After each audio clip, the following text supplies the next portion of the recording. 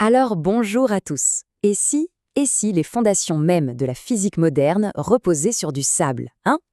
C'est un peu la question audacieuse que pose le légendaire physicien Sir Roger Penrose dans son livre Mode, foi et fantaisie. Et c'est justement ça qu'on va explorer ensemble. En gros, la question centrale de Penrose, c'est celle-ci. Est-ce que la physique moderne est en train de se laisser un peu dévoyer? Est-ce qu'on sacrifie la vérité pour de belles théories, pour de l'élégance mathématique? Est-ce qu'on est séduit par des idées qui sont magnifiques, oui, mais qui sont peut-être complètement fausses?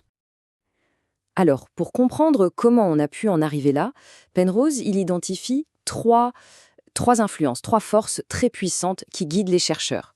Et attention, là on ne parle pas d'équations, hein, on parle de courants presque sociologiques. La mode, la foi et la fantaisie. Allez, on va décortiquer ça point par point. D'abord, la mode. Et non, évidemment, on ne parle pas de défilé de mode. On parle de cette tendance, parfois écrasante, qui peut s'emparer de tout un domaine de la science. C'est quand une théorie devient tellement populaire, tellement à la mode, qu'elle finit par sembler vraie. Et ça, même sans la moindre preuve expérimentale pour la soutenir. Et l'exemple parfait de ça, c'est bien sûr la théorie des cordes. Sur le papier, l'idée est d'une simplicité désarmante. En gros, les particules fondamentales ne seraient pas de petits points, mais des minuscules cordes qui vibrent. C'est tout. Et avec cette seule idée, on pourrait potentiellement tout expliquer, de l'infiniment petit à l'infiniment grand. C'est le rêve d'une théorie du tout, l'élégance absolue. Et forcément, cette idée a tout balayé sur son passage. Elle est devenue incroyablement dominante. Si on regarde les chiffres, les enquêtes auprès des physiciens, eh bien on voit que pendant des années, la théorie des cordes a littéralement monopolisé l'attention. Elle a aspiré une part énorme des chercheurs qui travaillaient sur ce grand problème de la gravité quantique. Sauf qu'il y a un mais. Et c'est là que le bas blesse, comme on dit. Parce que malgré des décennies de travail acharné, malgré les esprits les plus brillants de la planète qui se sont penchés dessus, Penrose nous rappelle un fait. Un fait simple, mais brutal. Il n'existe à ce jour absolument aucune preuve expérimentale pour soutenir cette théorie. Pas une seule. Zéro. Et un des problèmes majeurs, c'est que la théorie des cordes a besoin de beaucoup de dimensions pour fonctionner. Au moins 10 dimensions spatiales, alors que, on n'en voit que 3 autour de nous, hein. Et pour Penrose, c'est un énorme problème, parce que ces dimensions supplémentaires cachées, elles donnent à la théorie une sorte de flexibilité infinie, on peut la tordre, la modifier, pour qu'elle colle à presque n'importe quel résultat. Et une théorie qui peut tout expliquer, eh bien au final, elle n'explique rien, elle devient impossible à réfuter. Et pour Penrose, ça, ce n'est plus de la science. Ok, après la mode, passons au deuxième pilier, la foi. Et là, on parle de cette croyance presque religieuse en l'autorité d'une théorie. Une foi tellement forte qu'on continue d'y croire, même quand elle présente des paradoxes, des problèmes fondamentaux. Et la théorie qui inspire cette foi, c'est la mécanique quantique. Et il faut dire qu'elle a de quoi. Sa puissance pour prédire les choses est juste stupéfiante. Prenez le moment magnétique de l'électron, par exemple. La théorie quantique le prédit avec une précision de 10 à 11 chiffres après la virgule. C'est comme mesurer la distance entre Paris et New York à l'épaisseur d'un cheveu près.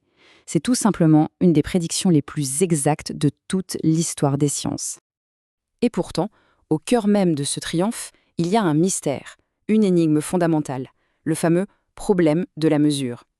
Pour faire simple, c'est comme si une particule pouvait être à plusieurs endroits en même temps, tant qu'on ne la regarde pas. Mais à la seconde où on l'observe, hop, comme par magie, elle choisit un seul endroit, un seul état. La question c'est pourquoi? Pourquoi le simple fait de regarder change la réalité? C'est le grand mystère et personne n'a la réponse. Et là, pour Penrose, c'est le point crucial.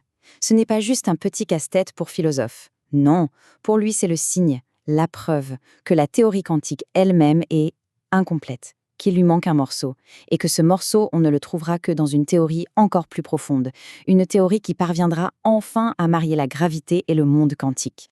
Ce qui nous amène tout naturellement à notre troisième et dernier thème, la fantaisie. Alors là, on parle de ces théories cosmologiques qui sont sublimes, élégantes, mais qui risquent de rester pour toujours ce qu'elles sont, de pures spéculations totalement impossibles à vérifier. L'exemple type, c'est la théorie de l'inflation cosmique. Alors le problème de départ, c'est que notre univers est, bizarrement, uniforme, très lisse à grande échelle. C'est surprenant. La solution proposée? Juste après le Big Bang, il y aurait une période d'expansion complètement folle, ultra rapide, qui aurait en quelque sorte aplani toutes les bosses, toutes les irrégularités de l'univers naissant. Mais là encore, Penrose n'est pas convaincu. Il y voit une faille fondamentale. En gros, la deuxième loi de la thermodynamique, une des lois les plus solides de la physique, nous dit que l'univers va naturellement vers plus de désordre, pas plus d'ordre. Or, pour que cette fameuse inflation puisse démarrer, il aurait fallu que l'univers de départ soit dans un état d'ordre encore plus improbable, encore plus parfait que l'univers lisse qu'on essaye d'expliquer. C'est un peu comme résoudre une énigme en la remplaçant par une énigme encore plus grande. Ça ne résout rien du tout. Et ce genre de raisonnement, ça peut nous emmener vers des conclusions, disons, assez bizarres, comme le paradoxe des cerveaux de Boltzmann. C'est une expérience de pensée un peu folle qui dit que si on pousse la logique de certaines théories jusqu'au bout, eh bien, il serait statistiquement beaucoup plus probable que notre propre cerveau soit apparu spontanément du chaos il y a une seconde, avec tous nos souvenirs implantés, plutôt qu'un univers entier ordonné ait eu le temps de se former. C'est complètement dingue, mais c'est une sorte de signal d'alarme qui nous dit « Attention, peut-être que la théorie de départ a un sérieux problème ». Bon, alors, au final, qu'est-ce qu'on retient de tout ça ? Ce qui est important de comprendre, c'est que la critique de Penrose, elle n'est pas juste là pour tout démolir. C'est pas du tout négatif. Au contraire, c'est un appel constructif à oser repenser les fondations mêmes de la physique. Et d'ailleurs, Penrose ne fait pas que critiquer, il propose aussi. Il a passé sa vie à développer des alternatives, des théories vraiment audacieuses. Il y a la théorie des twisters, par exemple, qui réinvente complètement la géométrie de l'espace-temps. Ou encore sa fascinante cosmologie cyclique conforme. Un modèle incroyable où notre Big Bang ne serait pas le début de tout, mais juste le début d'un nouvel éon, une nouvelle ère, dans un cycle sans fin d'univers qui se succèdent. Et tout ça, ça nous laisse avec une question de fond. La mode, la foi, la fantaisie, ce sont des moteurs incroyablement puissants pour la créativité humaine. Mais en science, où la preuve doit rester reine, à quel moment est-ce que ces moteurs se transforment en œillères ? À quel moment est-ce qu'ils nous empêchent de voir d'autres chemins possibles ? Le vrai risque, le vrai prix à payer, finalement, c'est peut-être de passer à côté de la prochaine grande révolution scientifique. Tout simplement parce qu'on était trop amoureux de nos propres belles théories.